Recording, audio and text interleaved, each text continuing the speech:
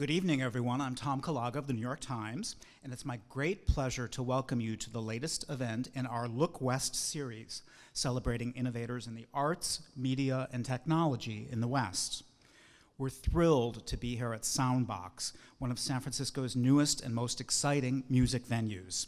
This critically acclaimed concert space has attracted a whole new generation of music lovers with its innovative sound, lighting, and design. I want to give special thanks to our hosts here at the San Francisco Symphony and to our presenting sponsor, Bank of the West, whose support has been instrumental in developing this series of conversations on topics that are uniquely Western in spirit. Following tonight's conversation, Bank of the West invites you to a 1-hour on-site reception. It's such an honor to showcase our special guest this evening. He's a dynamic, musically and intellectually restless conductor, pianist, and composer. A 12-time Grammy Award winner, he's in his 21st season as music director of the San Francisco Symphony, the longest tenure not just of this orchestra, but of any American orchestra. He's won further renown as founder and artistic director of Miami's New World Symphony, and as principal guest conductor of the London Symphony Orchestra. And his popular Keeping Score PBS series has made classical music even more accessible to people of all ages and music interests. You'll hear much more about his life and work from our moderator, who I'm now pleased to introduce. A veteran New York Times reporter and a lapsed musician, he now covers the worlds of classical music and dance. In the past few months, he's broken the news that Jaap van Zweden will be the next music director of the New York Philharmonic. He's been the first to report that the Metropolitan Opera was on the verge of announcing the retirement of James Levine, its music director of 4 decades, when the maestro resisted and asked for more time to see if a change in his Parkinson's disease medication would make it easier for him to continue. And most recently, he's raised eyebrows with the startling news that orchestras around the world may have been playing George Gershwin's An American in Paris wrong for 70 years. The problem, the tuning of the taxi horns. Please join me in welcoming our moderator, Michael Cooper, and our special guest, Michael Tilson Thomas.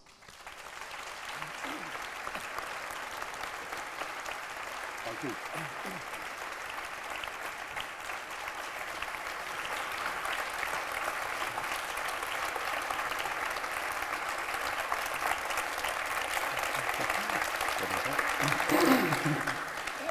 Hello, everybody. Thank you so much for joining us tonight. I couldn't be more excited to spend the evening talking with Michael Tilson Thomas.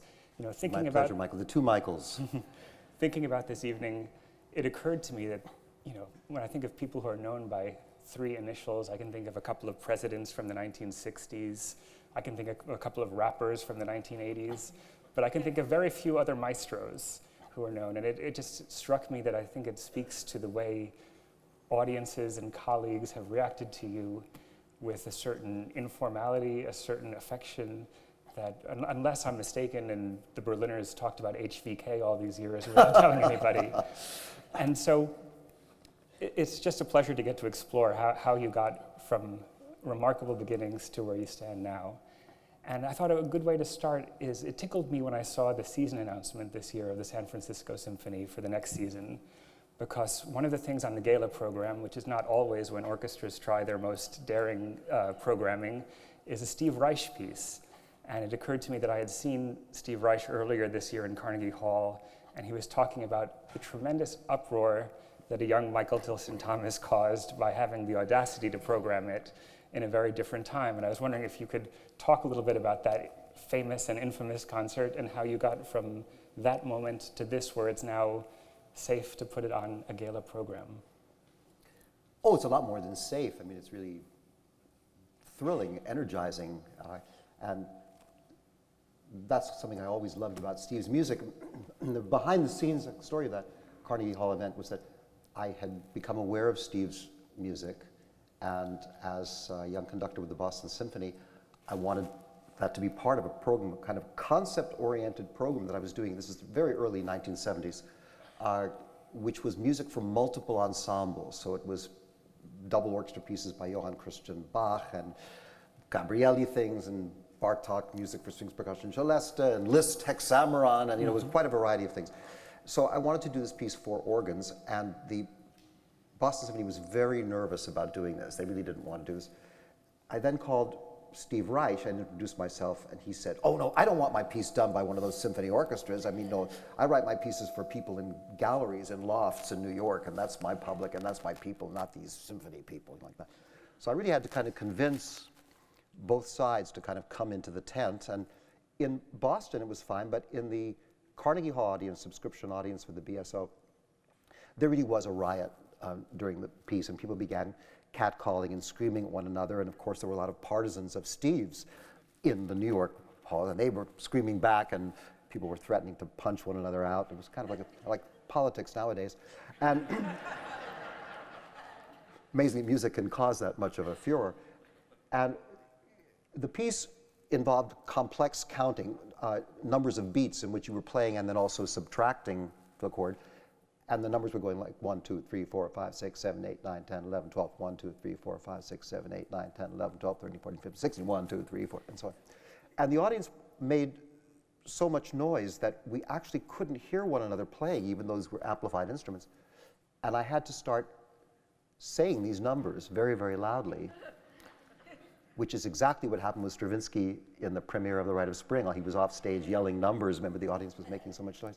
Anyway, with the piece finished, there was a moment of silence, and then there was an avalanche of noise, of catcalls and boos and applause and cheers. And, I mean, it was just, came off the stage. Steve was absolutely white as a sheet. I said, "Steve, this is the greatest thing that could happen. I'm telling you, by tomorrow, the entire world will know about you and your music," which is exactly what happened. So controversy is good. Right. And is it true that a woman rushed the stage at some point during the concert? I can't remember if that's true or not, honestly. It is said, that somebody a rushed woman the stage. rushed down the aisle and banged her head on the front of the stage and said, "Stop, stop, I confess." But I'm not sure. I'm not sure if that's true or not anymore. This happens in life sometimes. So let's take a step back and talk a little bit about your remarkable roots. About 10 or 15 years ago, one of my colleagues was writing a profile of you for the Times and mentioned that your grandparents were stars of the Yiddish theater. Yeah. And we got a very stern letter to the editor rebuking us. And we published it, and it said, "To the editor, Michael Tilson Thomas's grandparents were not stars of the Yiddish theater. They were superstars of the Yiddish theater." Well, I guess that is true. And I mean, the reason I'm called Thomas anyway, my father changed his name from Tomaszewski to Thomas because he couldn't, as their child, as Boris and Bessie Tomaszewski's child, deal with this, that no one would accept him as who he was for himself. It was always, "Oh, you're Teddy Tomaszewski? Oh my God." And they would always ask him lots of questions, even of the most personal kind, about what was going on with his parents, and really very, like the kind of questions that people asked Elizabeth Taylor and Richard Burton, or the kinds of questions that I've heard people ask Liza Minnelli, unbelievable things that people ask of her about her mother. And he just wanted to escape from that, so that's where the Thomas thing verged off. But as far as the presence of Yiddishkeit in my parents' home, it was very, very powerful because we were there in Los Angeles, and there was my grandmother, Bessie Tomaszewski, and around her a whole flurry of Yiddish actors from one generation or another. And in fact, the whole house was filled with emigres who were variously from St. Petersburg or Vienna, and of course a lot of them from New York. And what is more displaced in Los Angeles than an emigre from New York? Right. And I mean, it's hard to conceive what superstars they were. I mean, I looked at the old Times clip when your grandfather died, and I think it said that there were 30,000 people lining the streets. And he built the first Second Avenue Theater, isn't that right? I mean, they had Yiddish Parsifals and tragedies and wrote music. Yes, well, and of course they presented a lot of the first performances of Chekhov and Ibsen, because these authors were censored, forbidden in the English language, but in the Yiddish language there was no such thing as censorship. So Oh my gosh, look, listen to this. Can you hear this? Maybe we're being raided. So he was a very visionary producer and gave a lot of people a lot of chances. He was very much involved with giving young authors and composers a chance to do things. But I think most of all, this shaped my perspective on things because I was growing up in a house which was, after all, a household of actors, theater people, but they were very aware of music. My parents loved music of all kinds, had a vast record collection of Bach and Schoenberg and things like that. And actually, my grandfather even, the center of his celebrity was based on his ability to sing. That's, as a child star, what had put him on the map doing women's roles. And then his presence in the old-fashioned sense as a singer really was powerful.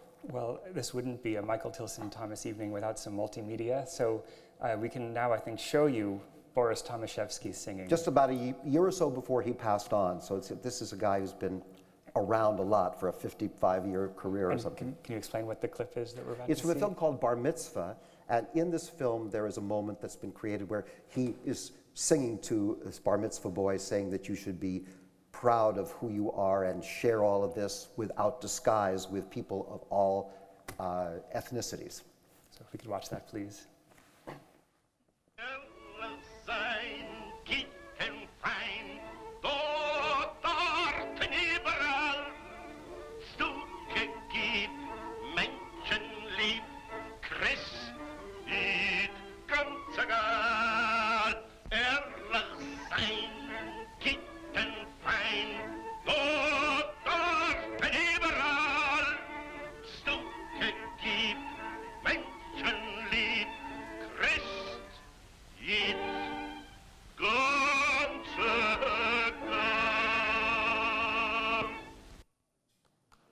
Wonderful. So you see, he really had the Yeah, stuff. he And did. it's not only that he can sing still at his age, pretty great, but that the whole, classic Russian Shalyapin kind of grand manner.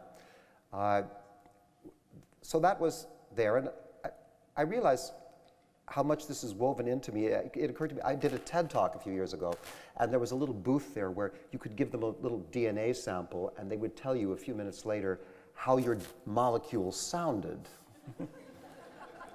And I didn't do it. They said, why don't you? I said, I don't need to do this. I know how my molecule sounds. Deedle, diddle, diddle, diddle, deedle, diddle, die. I wouldn't learn anything new. And so, we're here in San Francisco. I'm coming off of a break, 3.5 months of composing and thinking about a lot of things. So I'm in an unusual frame of mind, but I'm happy we're doing this in San Francisco because this city has been unbelievably welcoming to me, generous to me since I came here on the daylight streamlined train to visit my mother's family when I was 12 years old. And it just has allowed me to expand and be an artist and be someone in the community in a way that would have made my grandparents and my parents very proud. And quite specifically, it really has allowed me to be, in the fullest sense, an American, a Jew, and as of 2 years ago, a gay married man.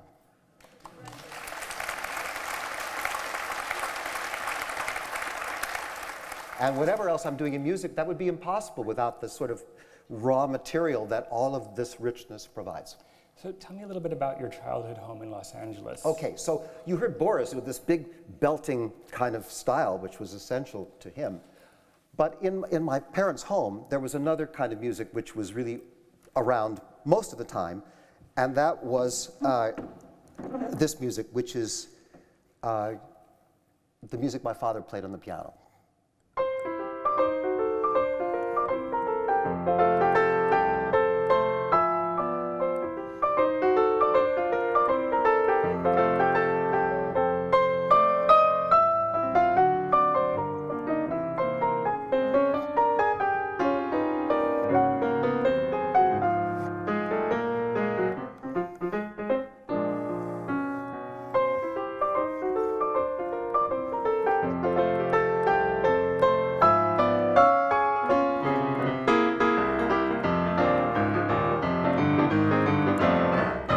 stuff like that.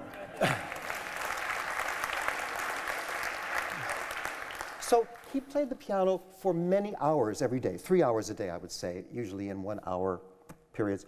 And he would start with a song like that, his song, which had this kind of Jewish Tin Pan Alley quality that he had heard.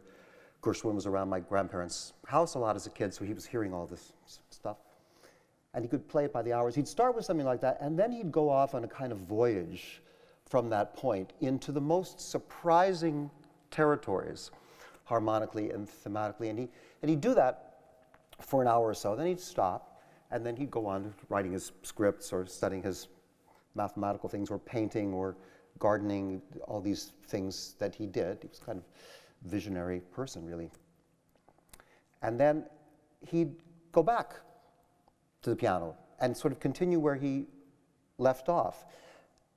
And this would happen throughout the day. So we kind of had this parallel life in music, a kind of exploration of spirit in music, which I later found out is something that my grandfather and my great-grandfather also had done. My great-grandfather, who was a chazan, cantor back originally in Ukraine, and was criticized for spending too much time improvising on the violin and not enough time studying the sacred books. So I've thought so much, where was his spirit going? What was it exploring during those times? And actually, Leonard Bernstein came to visit my parents once, and he heard my dad improvising because my dad gave him a cup of tea, and then after a certain point, he just went off and started playing the piano. That's what he did at that time of day. And Lenny said, "My God, the stuff your father plays is so unusual. Is any of this written down?" Well, no, it wasn't written down. He didn't read music. He was very greatly hearing impaired, and everything that he did was just from coming out of his imagination. But I think, as is the case with teachers or models that we all have, people who are in the arts world sometimes, that it's not only what you learn from the way somebody plays something, but it's kind of the way that the art permeates their lives, and to what degree the message of their music is manifest in them. And that was very, very powerful in him. And when he made music, or when he listened to something like La Bohème or like Bach, D minor concerto, he would get this expression on his face, which was this kind of, he had a smile on his face, but his eyes were sort of teary. That was, and I said to him once, "Dad, when these things that are so beautiful happen, you get this expression, these smile and teary eyes, and I know that I get the same expression. I got it from you, I know that. But what does this expression mean?" And he said, "What does it mean? That's the expression." That's a kind of Zen master answer. But what it did mean was that when he was in the presence of things that were transfiguringly beautiful, he also had this sense, I think, that we all have of, oh my gosh, this is so beautiful, it's so wonderful. Can this last?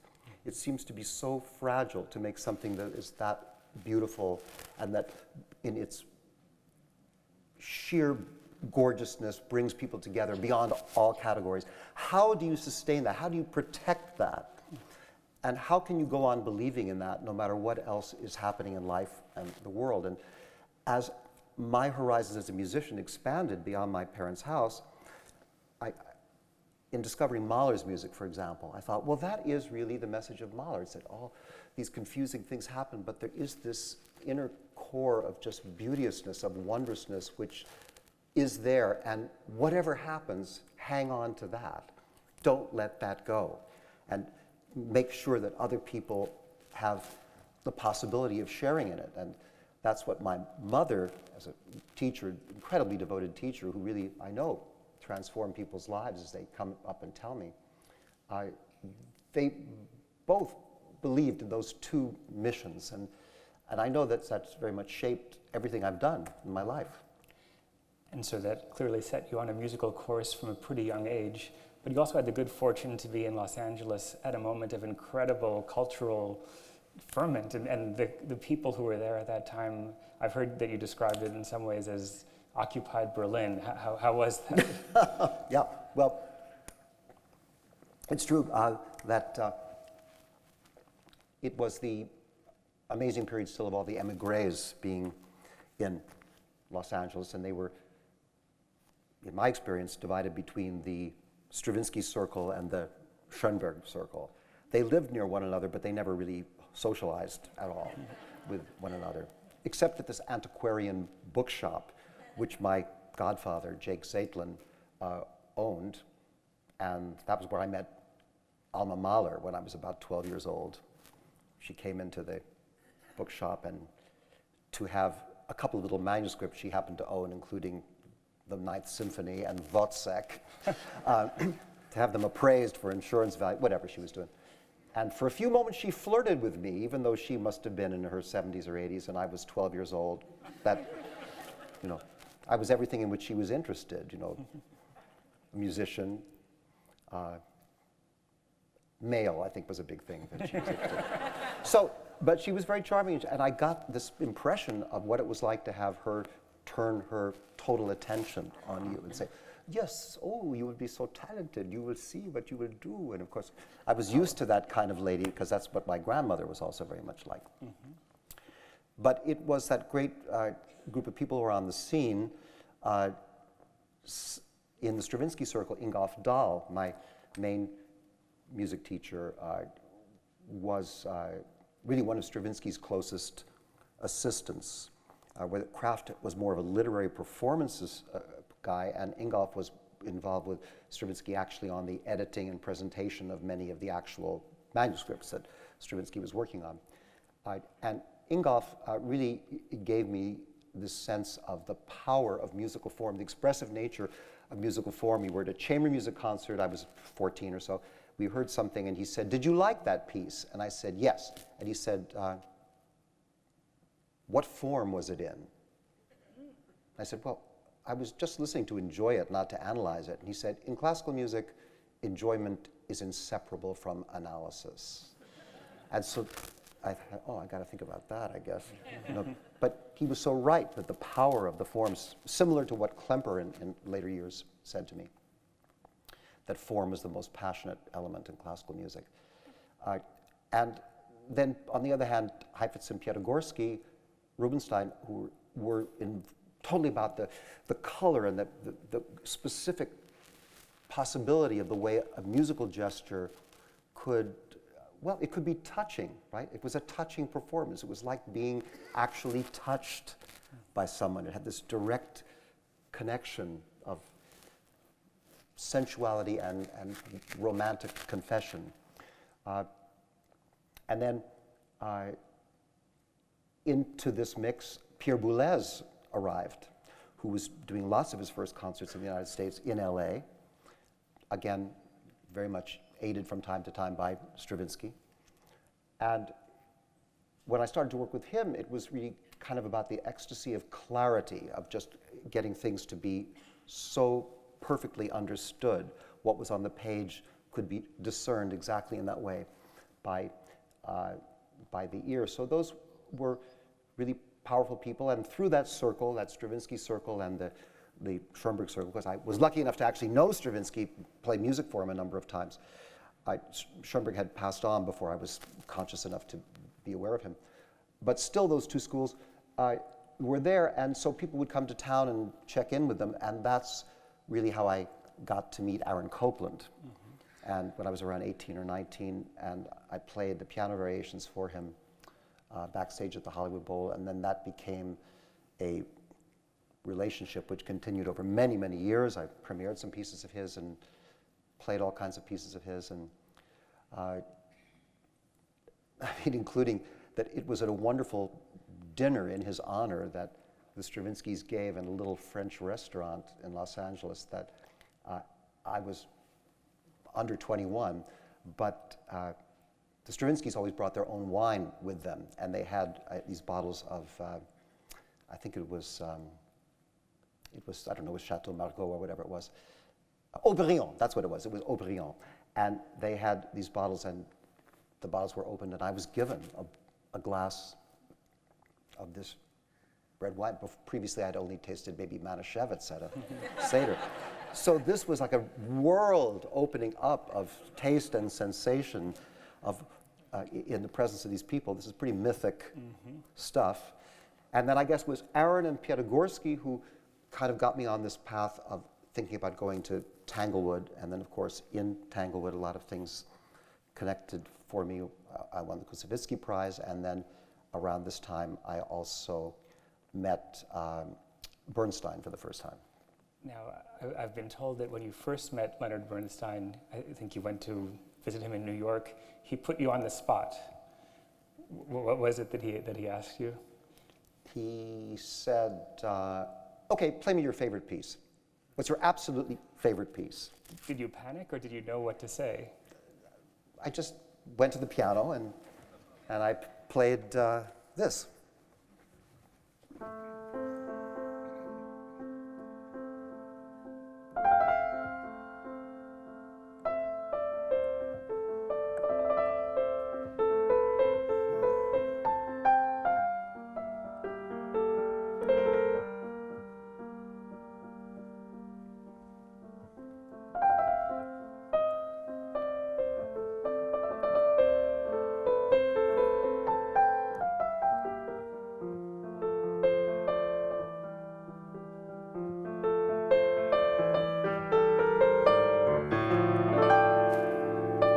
So on. That is the, towards the very beginning of the last movement, the Abschied, farewell movement of Das Lied von der Erde. He really liked that. So I was like, oh my gosh, oh, I see. And then in the years that followed, we discovered we had a lot of other things in common because the whole Yiddishkeit show business thing, my God, that was really at the center. That's not so clear to people from reading biographies and whatever about him, or it's not so clear from maybe watching some of his televised appearances because he's presenting himself in a certain way. But in real life, it was a lot of snappy patter and comebacks and Yiddish expressions and references to lots of showbiz stuff. And of course, I was raised in that. So that was another area that we shared. So how did your relationship with him shape you when you were a young artist finding your way? Okay, that's a really good question, because of course I was used to the idea from my father of this someone who was an incredible dreamer and who had all these parallel worlds of his imagination. But my father was by his nature not able to deal with the complex ins and outs of a political social situation such as Hollywood had been. He'd been great in New York when he worked with Orson Welles and had hands-on, could make theater magic and things like that happen. But what I saw with Bernstein was this guy who had these amazing dreams and who really knew how to work with people and organizations and sponsors and everything to kind of rally people around the idea that this wonderful vision of beauteousness, the same vision my father had, but that people could rally together to make this happen, and even sometimes people who perhaps did not initially share in that vision so much could be inspired to make it possible for others to have the opportunity to get it, especially young people, right? That the idea that it was a responsibility of everyone to make sure that the younger generations would have this chance to have that experience of music. And I'll tell you, that was really very gratifying for me, that having guided so much of my life. I received an award from President Obama, and in the few moments we had to speak about it afterwards in reception, he said to me something like, well, that he doesn't himself really understand what's happening inside of classical music, but he knows something special. He said, yeah, I know something special is happening there. And he said, I'm so glad that my daughters are studying this music, and I can tell that they have an understanding of music that I don't have. They hear things that I don't hear, and I'm so committed to that they have this understanding and that other people should have it too. So you really can't ask for more than that, can you, of a national leader? I think it was spectacular. Well, you took up the mantle of Leonard Bernstein in spreading classical music to young people by heading the Young People's Concerts on CBS television. And I think we have a clip of one of your early shows, if we could take a look at that, please. Yeah, this is a kind of Tomaszewski introduction to the idea of the borderline between music and noise. The show actually had opened where I had a big trash can on stage filled with junk. And I said, is there music inside of the contents of a New York City trash can? And I dumped this trash can out on the stage of Philharmonic Hall. So this is a little bit later in that show. Okay. From Philharmonic Hall in Lincoln Center, home of the world's greatest musical events, another program of New York Philharmonic Young People's Concerts, under the musical direction of guest conductor Michael Tilson Thomas. Sounds and noises than right now in our own 20th century. All kinds of new sounds have been invented and discovered, like, for example, using your whole hand on the keyboard in a thing called tone clusters. Cans and bunches of broken things, and oh, here's part of an old car brake. Now that might be useful. Oh, terrific. That's a good noise, a kind of exclamation point noise. Now, you know what I mean? It's like a kind of, like this. Very Tomaszewski.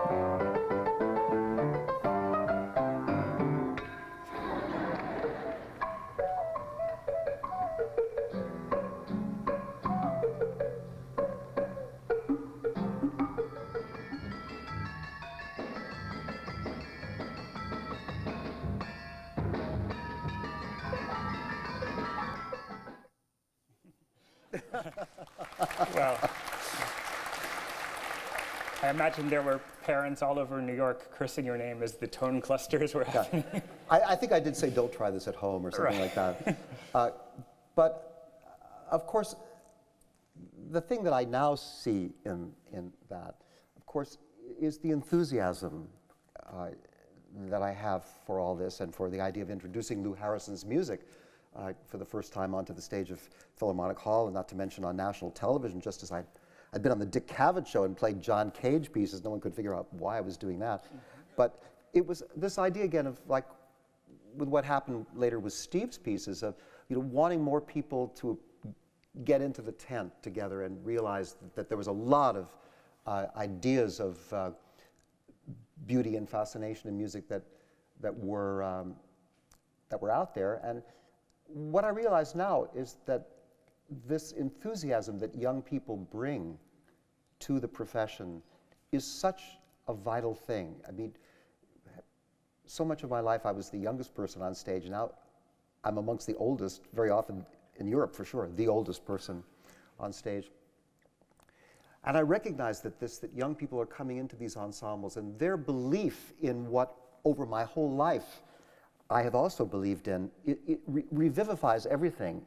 And I think that's very, very much felt by all the veteran colleagues in the orchestra who care about these things, in the many orchestras of the world, that young people come in and, oh, yes, they believe in it too, and we're going forward. Certainly when I came to the Boston Symphony, there were amazing players in that orchestra, like Joseph Silverstein, the great concertmaster, who's recently passed away. He was not that different in age from me, but there were also people like Eugene Lehner, who had been the violist in the Kolisch Quartet, and people like Ralph Gomberg. And these people were just passionately involved in making the music every week. It was a kind of testimony. And again, that being with them was not only just learning about the way they played something, but the way they carried themselves, the way music was clearly this force, guiding force in their whole lives that they were dedicating their lives to preserve. And how did you come into them as a young whippersnapper? Were you 24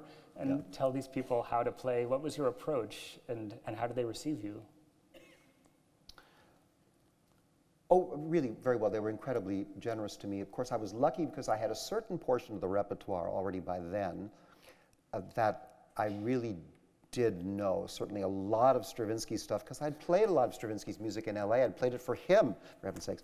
And then also some composers, Debussy, that was kind of like sleepwalking for me, and a lot of Tchaikovsky. Again, I had that background from Heifetz Piatigorsky, that we're presenting the image of Tchaikovsky basically as a composer who stood above all for elegance.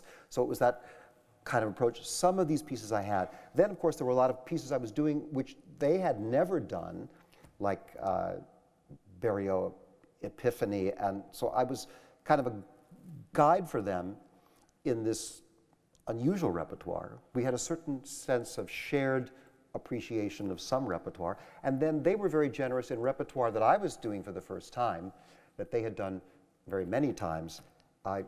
They were very kind in appreciating the process of my discovering the pieces for the first time with them. And you know, I'm very fond of referring to these big masterpieces of the standard repertoire as national parks. That's what they're like to me. They're like these great national parks. There's the Beethoven 7th Park and the Schumann 2nd Park, which I'm doing pretty soon, and all these parks. You come back to them at different moments in your life. It's different. Like, you're different, and the company you find yourself with is also different. All these things shape the experience. But one thing which is very humbling and wonderful as a musician is that you can study the map of that musical national park, which is like the score. And you can study it forever. You can memorize it, whatever. And you can look at every souvenir booklet or video that was ever made of going to that national park, which is like a recording or whatever.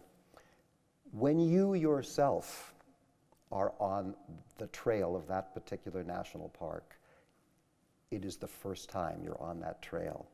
And it is inevitable that you're going to stub your toe and scrape your knees and get scratched by some branch you didn't realize was there, and get lost, and find your perceptions completely changed. That's just part of the process. And I think that's the moment when you're working with colleagues who do know their way around, that it's this wonderful experience. Okay, let's all hold hands and move down this path together. And we're going to get there. And again, they appreciate that you're seeing this, hearing this with new ears. And that can be the nature of the relationship between a younger conductor and more seasoned veteran group of players. It's nice when it does happen that way.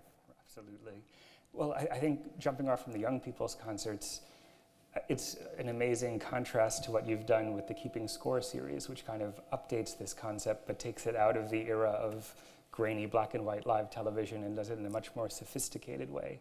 And so I think maybe if we take a look at one of these, you'll see the leap made in a couple of decades. Sure. Well, of course, I kept working in video, multimedia all these years in one way or another. Just as Michael, you made the reference to live television. Yes, young people's concerts were done that you arrived at 3 or 4 in the morning on the day of the concert, and there were guys there writing out the final version of the script with big felt pens on actual cards, monster cards, and then you kind of went through the sequence of the show and all the shots and everything before the orchestra got there, and then there was a rehearsal of the orchestra, and then there was a first concert with one audience at maybe 1 o'clock, and then finally 3 o'clock or something like that, you were doing the actual live air show, which by then you had been on stage in the theater for a considerable period of time. This, on the other hand, Keeping Score, was more the idea of what would this be like if the experience were more that we are sitting next to one another on a piano bench, and we have the score there, and you and I are just talking together about what the piece is, and then through, as they used to say, the magic of television, we can suddenly be on a street in Heiligenstadt where Beethoven worked, or in a square in Mahler's hometown. Let's take a look.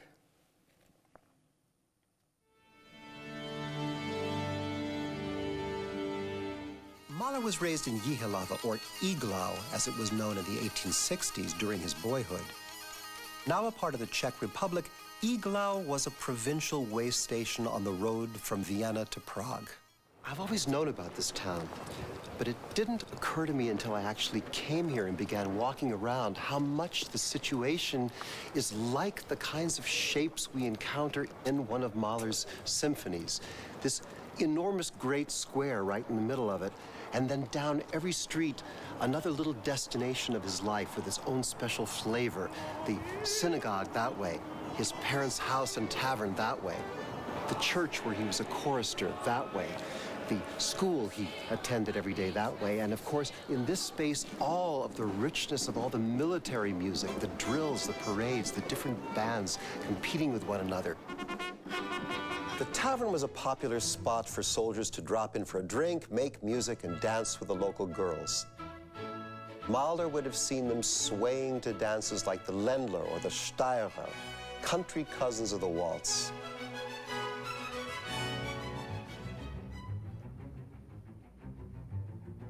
The whole empire moved to the 1-2-3, 1-2-3 pulse of these dances, and every officer, clerk, or farmer glided or stomped his way across the dance floors.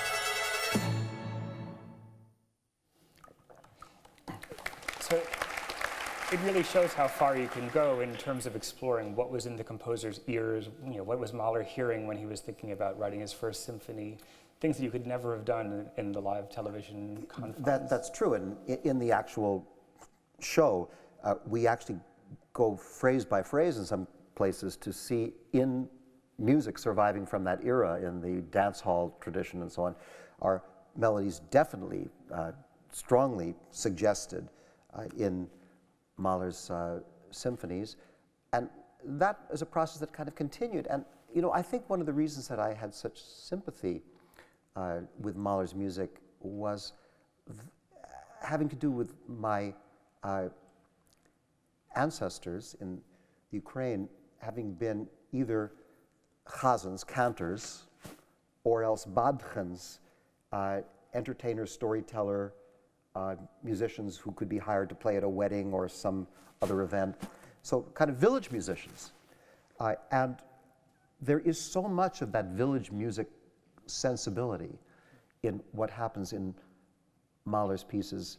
And after all, what a village musician is supposed to do is play music which is appropriate to that occasion, whatever that is, a wedding, a funeral, a harvest, a planting, whatever.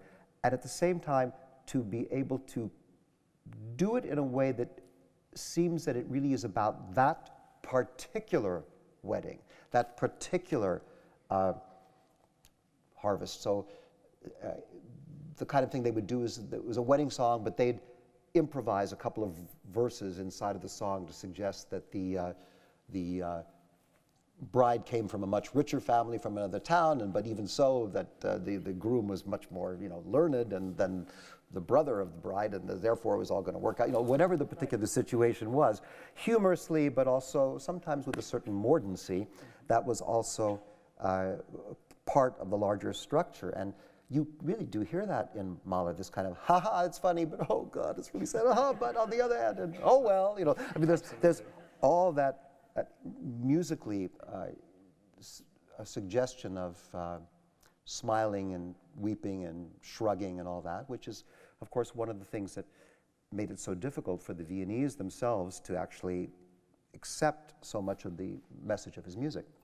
If we could switch gears for a moment and stop talking about educating the next generation of music lovers and talk about educating the next generation of music performers, can you tell us a little bit about the founding of the New World Symphony and how this came about? Sure.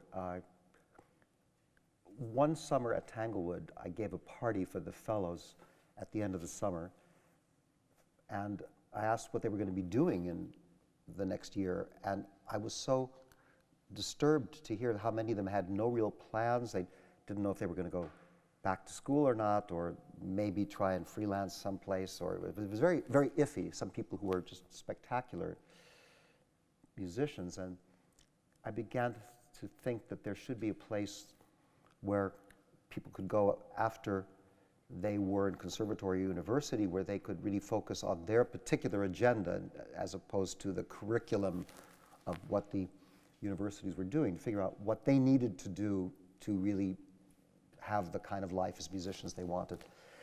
So I began talking about that, and then this remarkable man, Ted and Lynn Arison, came to talked to me and said that they really wanted to do something for young people and for music, and they liked my idea and would I do it?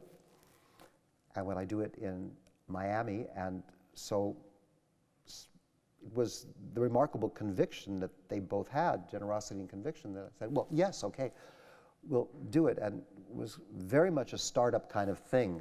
I laughingly referred to the sort of Mickey Rooney, Judy Garland period of the orchestra. It was like, hey, I've got a set of parts for Beethoven Fifth, I've got a flashlight, let's give a concert, you know, that kind of thing.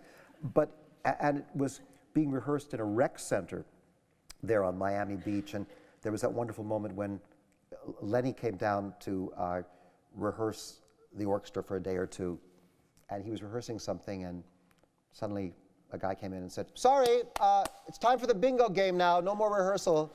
And he had to stop. An unusual moment in his life, I think, at that point.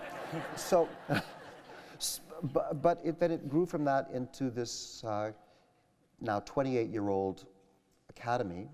And you got your former babysitter to build you a new home. That's right, Frank Gehry, who had been my babysitter in Los Angeles, and I was about 8 and he was 23, something like that. Did he let you stay up late? Pardon me? Did he let you stay up late? He let me practice. Okay. And he was very inquisitive. What is that you're playing now? Is that Couperin or is that Bach? We're like, what is it? And then we stayed in touch. And also, it was part of my vision and very much part of Ted Arison's vision to share this musical testimony with as many people as possible. And from the very beginning, even our first little halls and rehearsal spaces, there was always a microphone, so the music was playing outside the hall, or there was a video screen, so if you walked by chance, you could see, hey, there was music going on there. And that led to what we do now, which is present the concerts on a projection screen in which there are many thousands of people outside the hall watching that concert, as 800 or so are inside watching it. It's become a real social phenomenon beyond what I ever expected. And I think we have some video of that. We could take a look and see.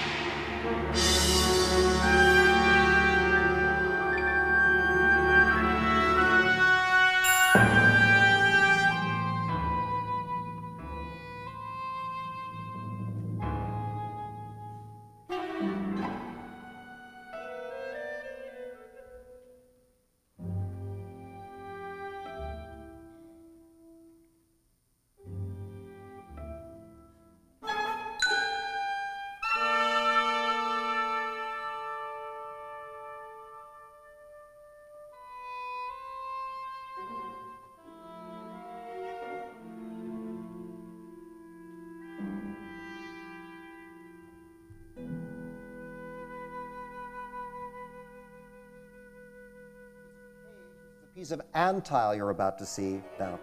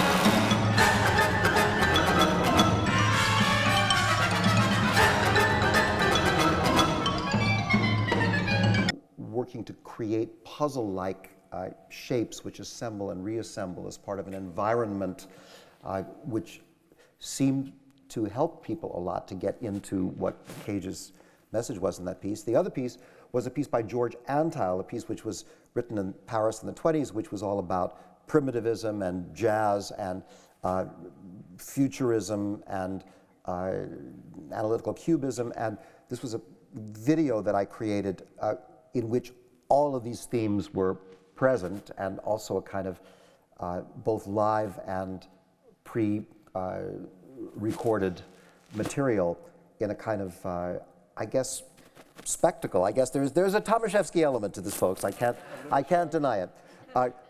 But the purpose of this, again, was not to do this with the Tchaikovsky Pathétique Symphony, which doesn't really require anything like that, but really to take a piece of composers a little bit off the beaten path and whose message perhaps is not as clearly understood, and create a world in which this could be understood, and also to involve young musicians themselves in imagining how they might use video and other means to get their message across. A great deal of what happens at the New World Symphony, in addition to the musicians getting a lot of coaching and in chamber music and orchestral music and doing a lot of mentoring and educational projects themselves with people in Miami, but also online in Colombia and other parts of the world, that it's a kind of community that's all working together with a sense of responsibility to be sort of for music and for one another, and to really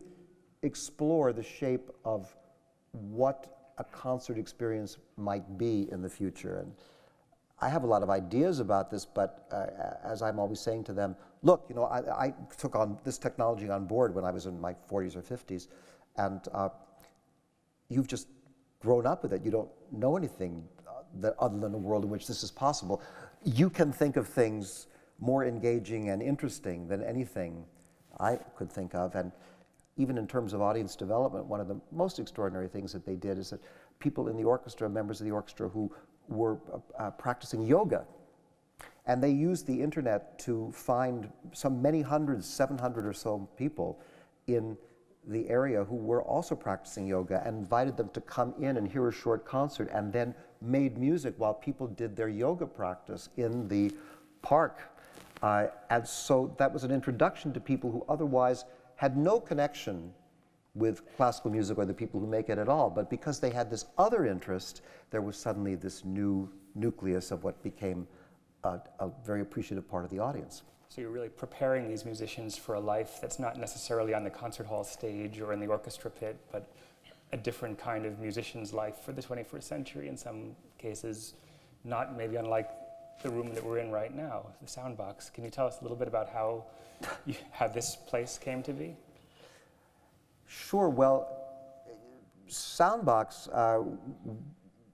is an extension of some of the things that we do in New World Symphony.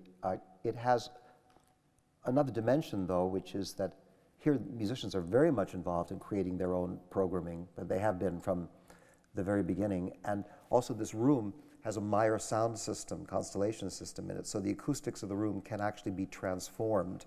So, for example, in a few nights we're doing a program of French music which begins in 1199 AD is the first piece, and the last piece, most recent piece, is from 1960-something.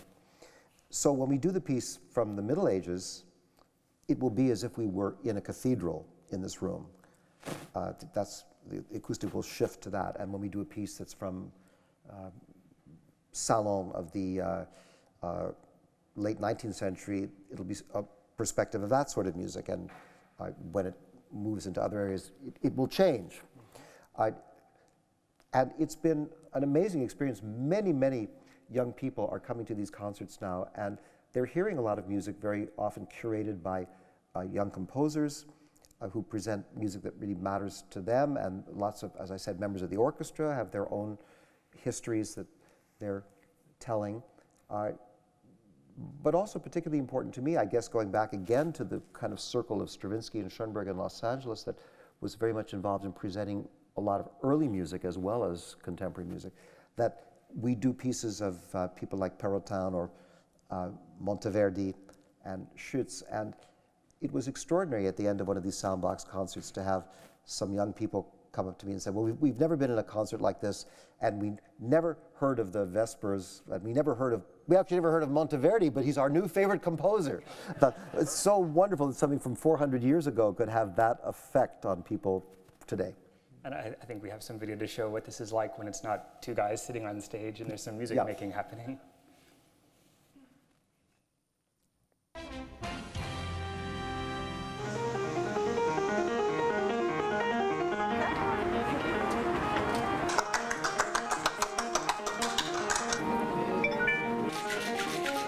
Many who come here tonight may not know a lot about classical music, but that's part of the experiment. Soundbox is designed to appeal to people, many of them younger people, who never have attended many classical concerts before. This is a laboratory for the San Francisco Symphony and music director Michael Tilson Thomas, who are looking for ways to create new musical experiences and entice new audiences. By day, the space is a cavernous rehearsal hall. But by showtime, lighting, a bar, and custom acoustics designed for the event completely transform the space. The musicians are members of the same orchestra that performs on the main stage of Davies Symphony Hall, where they've honed their skills playing classical symphonies. But in this venue, there are multiple stages and opportunities to broaden the repertoire. It's a more relaxed atmosphere, and I think that is the first thing that kind of turns younger, maybe less exposed people off to the whole symphony experience. They think they're going to come in here and they have to be quiet, and it's stuffy, and everyone's, wearing a tuxedo or a ball gown, and you can't talk and you can't move and you don't know when to clap. The free-flowing atmosphere is targeting a younger, more diverse audience, but the goal is to hook them into serious music.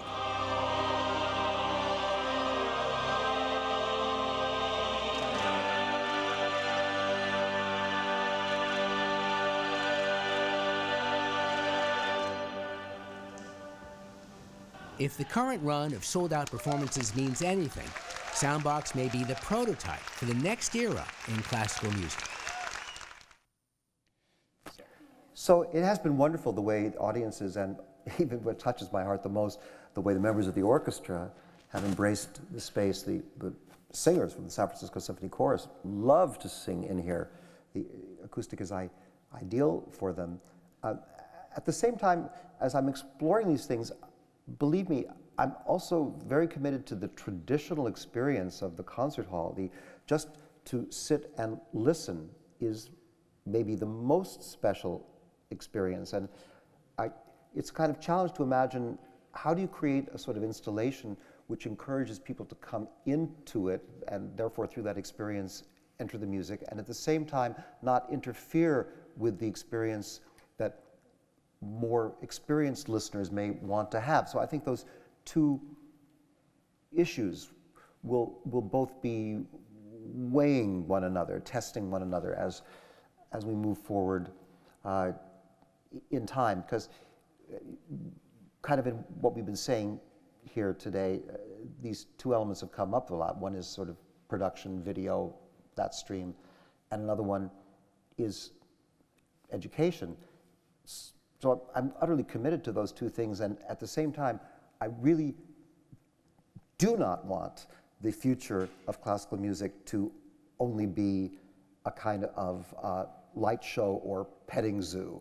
And I really do believe that the actual experience of listening to music and getting the message of what a great artist, a great ensemble has to say is a vital experience, but perhaps also we artists who are playing in this normal concert experience have to think a bit more, as my grandparents would have thought, about what it's like from the first moment we appear in view on stage until when we disappear, that all of that is part of the evening. And what the New World Symphony has tried to do is also to create an experience where, as one approached the building, even the surface of the building, and then the interior of the lobbies, and then what you experience when you go into the concert hall, and the way gradually all of that goes away and you're just left with focus on what is happening on the stage. The way that focuses people, members of the audience, on what the performers do, and I think also gives the performers a little extra thrill. I mean, my talks with Frank about this building, I said, one thing I want to try and create in a concert hall is what exists in the theater. Here we go back to the theater again. That in the theater, maybe the greatest moment of all in the theater is when the curtain goes up, right? Because at that moment you have such expectations. It's so exciting. No matter how many turkeys you may have sat through at other occasions, hope springs eternal. Right. The curtain's going up. This is going to be the really great one. And everyone gets that burst of energy from that. So I wanted to try and figure out a way, using light, using situations, that sense of, oh, yes, now the show is beginning. That could happen in the concert hall. And I think we've made steps in this space, Soundbox, and New World Symphony in going in that direction. And so we're going to turn over to audience questions in a moment. But first, before we do, I would just like to ask you a little bit about where you see things going in the field. There's a lot of anxiety in classical music. There's a sense of experimentation in some places, a sense of despair at others. What do you think is next for people who love music and care about it and make it and listen to it?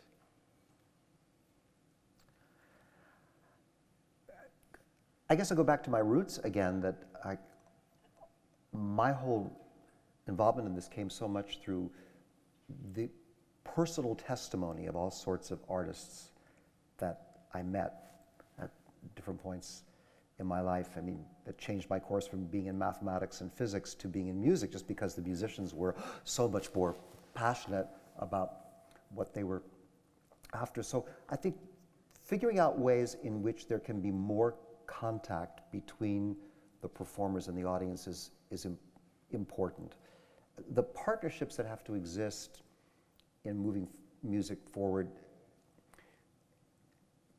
have to be really revivified, and there's so much talk in the music business now about exactly that, the music business. People say, oh, we have to find a sustainable business model for our orchestra or our opera company. And I just, but folks, this is not a business. This is an extraordinary, idealistic community of people who all believe in keeping a tradition, a living and growing tradition. That is what it is. And it's complicated and expensive, and there's no question in my mind that it is within the powers of sponsors of the performing arts company to find ways of giving more money to the companies and finding other sources to support this great work. But I also think that they will be inspired to do so if we, the performers, think about ways, more effective ways, that we can present and share our real personal commitment to what it is we're doing in ways that go beyond just kind of coming on stage, playing a concert, and then going home. Everyone's got to think about how this partnership can work, but I look forward to a future in which all musicians will think of themselves as kind of living national treasures, and that the communities will also say, these people not only play this beautiful music, but they exemplify this wonderful cultural testimony of truth and beauty. And we need these people in our community. And we have to do whatever's necessary to make sure that they can be amongst us and carry this forward. Terrific. Well, now I think we'd like to open it up to you all.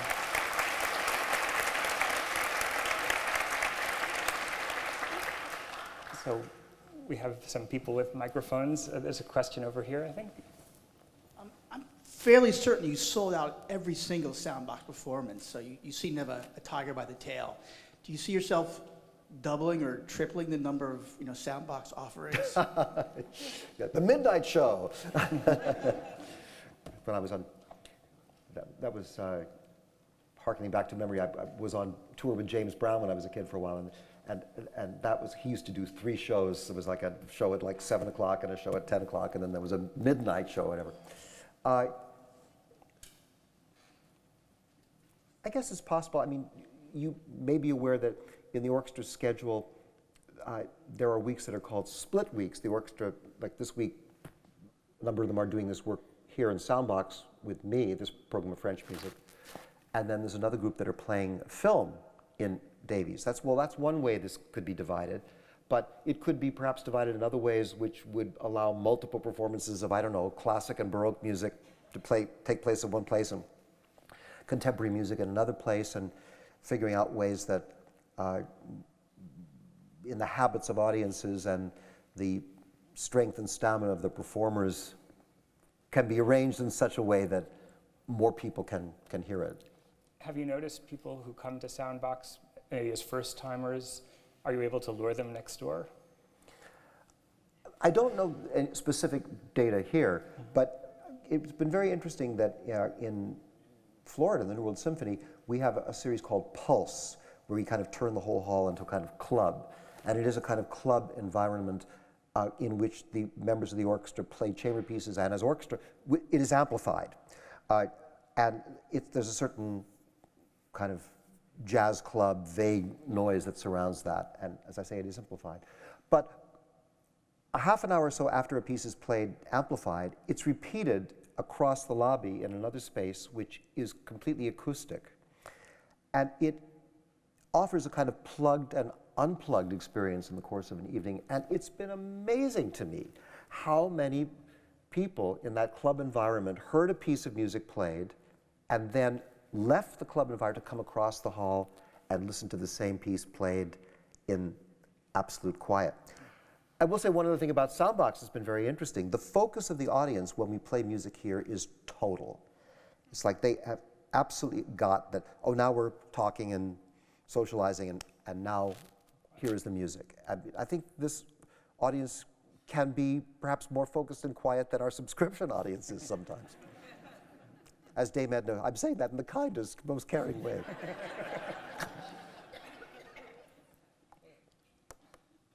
There's a question over here. My concern is with the youngsters. I rode the school bus from Vacaville to come to your morning concert for the children, and we were sent a disc of the program, so we were able to introduce the children, and of course they all knew Star Wars. But is there any more funding for these kids to be exposed to your programs? Well, I very much hope so. I mean, the thing that was great about Keeping Score was the scope of it, what it was able to include in its perspective. What was very complicated about it is that production of it was very, very complicated, laborious, costly. I'm thinking a lot these days about, is there a way of using the resources of the internet somehow to maybe introduce a topic to kids in a classroom, perhaps, or maybe even more importantly, kids in their homes, because I think that families actually having an interest in communicating this to their kids is very important. But maybe a question could be introduced, so instead of our having to send a film crew to one of Beethoven's rooming houses, we could contact somebody over there and say, hey, are you in the neighborhood? Could you just take your phone out and go around the corner and show us that? Because people are used to this idea now of sharing information. Maybe it's not technically at the highest level, but the content is there, and there's the heart and soul of the people who actually cared enough to go out and gather it and share it with one another. I think that has potential. When I was flying out here to do this, I was reading a book of conversations that you did more than 20 years ago with a journalist, Edward Seckerson, and this was about 1994, and I don't need to tell people in the Bay Area what tiny percentage of Americans were on the World Wide Web at this point, but what you said to them was, what will probably happen in the future is that we'll come to a point where through telephone lines or fiber optic cable systems, we'll be able to access a performance by anyone in the world instantaneously, which is looking like a pretty good bet right about now. And it's interesting that to some extent you're already doing it. Like the Keeping Score website has lots of features that could guide you through a piece that are free at home to anybody with a connection. Or if anybody here has seen the John Cage program that you did at New World Symphony, that's really an education in a music that's not easy or idiomatic for everybody, and it draws them in ways that the old-fashioned books with musical notation would have excluded 3/4 of the readers probably. So it's interesting the way you experiment with that. Well, yes, thank you, and I do believe in all of this, and at the same time, it's about the kids. It's about their having the experience of this when they're 5 years old, 7 years old, 9 years old, of this just becoming a natural language for them. And their families sharing that learning experience with them in a way that is really nurturing. If that is not done, then everything else is kind of catch up later on. It's not impossible to intrigue people in various ways about what the music says, but it's like there's so much focus in general on the idea of production in all the arts. And in music, we live in a century in which the rhythm of things, rhythm is the predominant thing, and in which production is the most powerful thing. So if you listen to most top 40 music, it's mostly production. There may not be all that much melody or harmony or bass line, but there's lots of like that. Very masterfully. No, that wasn't really very The good. human beatbox. Yeah, very, very amazingly done. But I think any musician would tell you that the real treasure for us is the notes, the actual testimony of the notes, of what the notes say, what the notes witness. And it's this great mystery that this lattice of changing pitches, just these locations within the acoustic range, that somehow these things seem to connect us with emotional states. I mean, as Bernstein said, there are emotions for which there are no words, but there definitely is music for all those states. And that's what we don't want to get lost. Another thing I say so often is I believe classical music is kind of a preserve for endangered emotions. And that so much of what the music is about, things like wistfulness and longing and ardency and all these terms which scarcely anybody knows their meaning, that to keep these spirits alive, the testimony of these things alive, to kind of create an oasis to which people can go and say, yes, this is a really important part of being a human being. And so is, by the way, mulling things over. Remember mulling things over? How do I really feel about giving both sides of your nature, your mind and your heart, a chance to kind of take the measure of one another's beliefs and say, I think this is where I center. Here's where my center is. That's what the arts are supposed to be teaching us. That is why they are there, beyond the entertainment or diversion that they provide.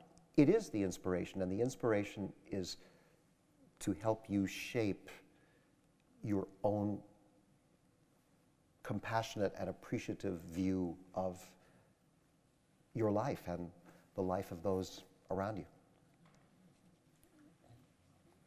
Any other takers? This one over here. I think this will be the last one. Could you speak a little bit about how you came to present a semi-staged production of the Missa Solemnis? It's not a piece you think of immediately for that process. What was the last part of your question? I didn't quite understand. How did you come to decide to do this? How did the process happen that you had the idea to do it and that you came to produce it? I struggled a lot with Missa Solemnis over the course of my life, and I knew that it was something amazing, but I just, for a long time, a couple of decades maybe, couldn't really find a way of getting into it. And then I began to realize all the different elements that were present, things that Beethoven was trying to explore in the piece, references to ancient music, to explorations, kind of visionary counterpoint toward, for him, examining again the power of quite basic harmonic progressions. After having explored so many as visionary as possible, what is it like if I come back to these more basic ones? What can be done with that? So I recognized there were all these different streams, those are only some of them, that were operative in the piece, and I thought, well, its problem is it's all happening, everything on top of one another, and if these were things that you were seeing in a cathedral, these things would maybe be in different chapels or on different altars, and you'd be able to kind of get a sense of the big shape and the big relationship between them all. There'd be a chance for you to appreciate them more somehow.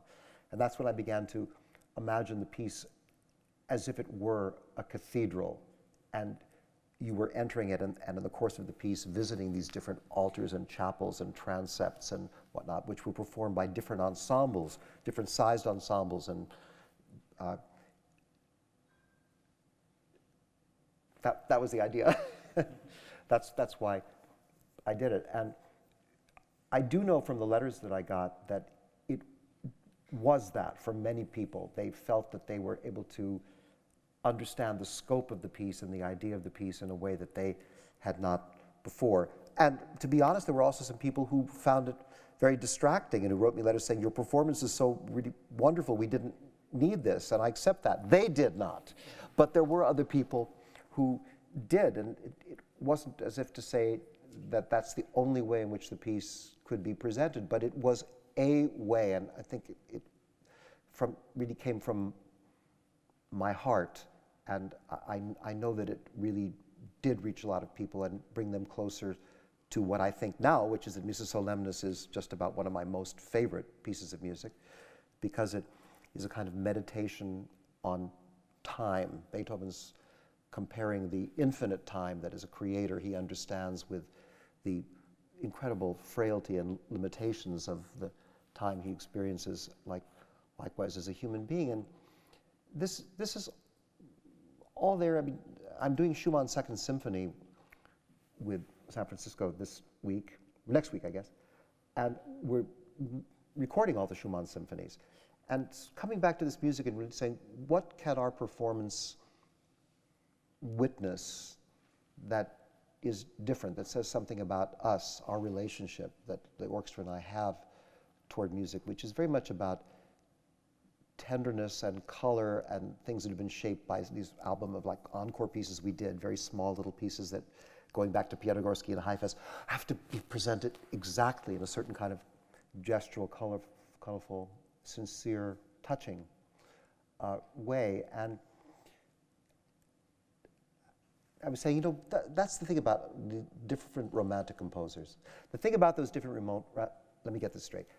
The thing about those different romantic composers, it's like, okay, if you were out on a date with Berlioz or Chopin or Wagner or Liszt, they'd be saying, oh, hey, we could stay up even later. I know this next club and this next, what they do, and we can't even talk about what they do at that next place, and we'll just have such a reckless, wild evening, and then we can all be very sacred and pious the next morning, don't worry. But in that context, Schumann would be saying, well, yes, we could go to these other wild clubs, but we could also go home. We could just go home. Wouldn't it be nice if we were just home and what we could find just being in our space together could maybe be more important. And that's really in that Schumann music, that it makes these gestures toward exploring, oh my gosh, the next amazing thrill, and then says, wait, but just this was always so important to us, and maybe it still is. And that's what I think one tries to understand that is unique to each composer's vision, and be able to recognize that and make it come alive. And I say to my wonderful young colleagues in the New World Symphony and all of the thousands of them that are out there in the career now, but also like-minded souls that I see in all these ensembles, that we all have to realize that at the moment of the actual performance, yeah, it's like 50% Beethoven and 50% us. That we have to see in the music, recognize in the music things that we know from our own lives. Music helps us to see perspectives on our own lives too. But it is that partnership that makes the music come alive and that causes us to ask, or the questions that I ask with every new piece that I look at and that I encourage my young colleagues to ask, which is any particular piece, what is happening? Which is everything. What's the melody? What's the harmony? What's the bass line? What's the orchestration? What is happening? And then the next question, why is it happening? To what purpose is it happening? Why does it say go a little bit slower? Or why is there an extra bar? Or why do these things happen? I have to say Bernstein was very powerful in his encouraging me to ask these kinds of questions rather than telling me things. And then the next question, which so few people are given permission to ask, and what does all of this mean to me? What in this resonates with me powerfully and personally enough that I can say, yes, folks, I know this, and I can present this to you in a way that will be as gripping to you as it is to me. And then the fourth question, how do I do that? How exactly will I do that? And that's, the evolving quest. It's never over. Never over. Well, it's my sad duty to conduct the conductor and bring this to a close here, but Perfect. I want to thank everybody for coming and let you know that there will be a reception afterwards, and while I can't promise it'll be as much of a bacchanal as the Liszt and Chopin parties, I hope everybody comes and lets their hair down, and don't be a Schumann. So thank you so much for coming. Thank you. Thank you.